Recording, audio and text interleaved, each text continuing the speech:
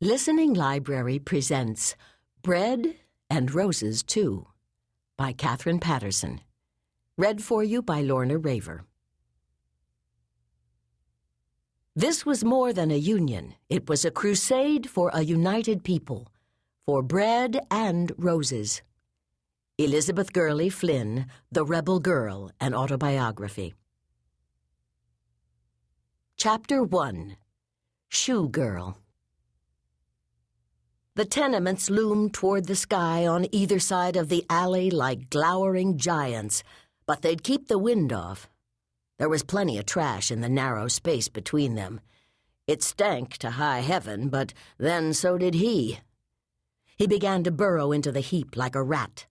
A number of rodents squawked and scrambled away.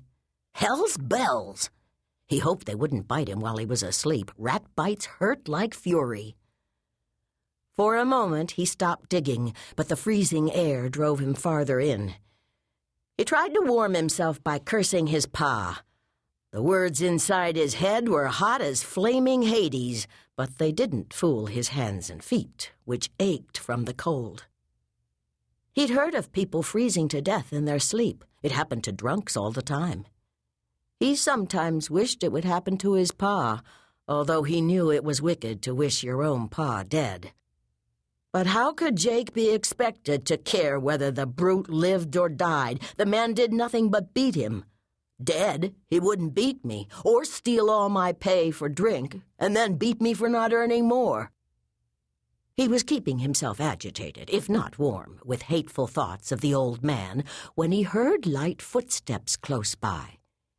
He willed himself motionless. It was a small person from the sound, and coming right for his pile. "You can't have my pile. This one's mine. I already claimed it. I chased the rats for it. I made my nest in it." He began to growl. "Who's there?" It was the frightened voice of a child, a girl if he wasn't mistaken. "What do you want?" He stuck his head out of the pile. The girl jumped back with a little shriek. "Stupid little mouse." "Who are you?" she asked, her voice shaking. "It's my pile. Go away." "I don't want your pile. Really, I don't." She was shaking so hard her whole body was quivering. I just need to look in it, to find something." "In here?" "I think so. I'm not sure." He was interested in spite of himself. "What did you lose?" My shoes," she said. "How could you lose your shoes?" "I guess I sort of hid them." "You what?"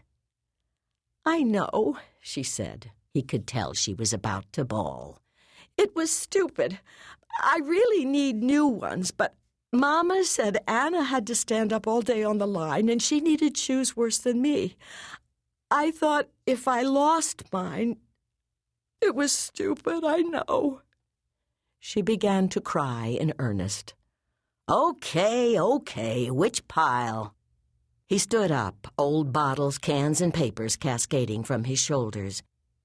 She put her left foot on top of her right to keep at least one stockinged foot from touching the frozen ground.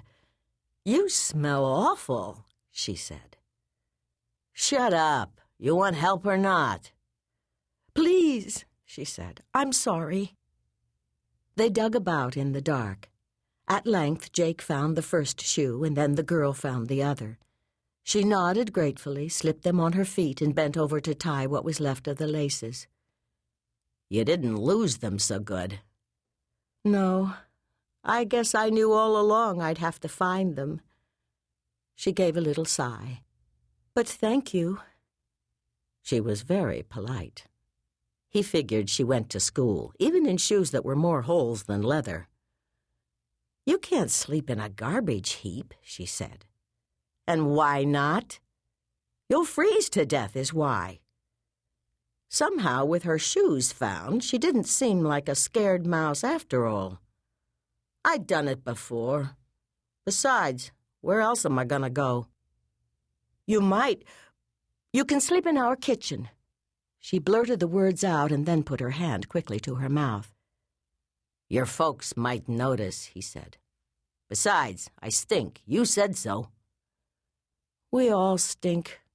She grabbed his arm. "Come on before I change my mind."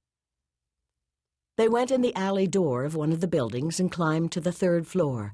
"Shh," she said before she opened the door. "They're all asleep." She led him between the beds in the 1st room and then into the kitchen. There was no fire in the stove, but the room was warmer than a trash pile. "You can lie down here," she said. "We don't have an extra bed, not even a quilt. I'm sorry." "I'll be okay," he said. He could hardly make out her features in the dark room, but he could tell that she was smaller than he and very thin, with hair that hung to her shoulders. "I'll be up before your pa wakes," he said. "He's dead. Nobody will throw you out." Still, the first stirring in the back room woke him the next morning. A kid was crying out, and a woman's voice was trying to shush it, though Jake reckoned it to be a hunger cry that could not be hushed with words. He got silently to his feet. There was a box on the table. He opened it to find a half-loaf of bread. He tore off a chunk, telling himself they'd never miss it. Then he stole back through the front room where someone was snoring like thunder, and out the door and down the stairs and on down the hill to the mill and to work. No danger of freezing there. He never stopped moving.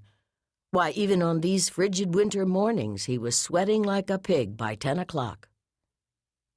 Later, he remembered that he hadn't even asked the girl her name, or told her his.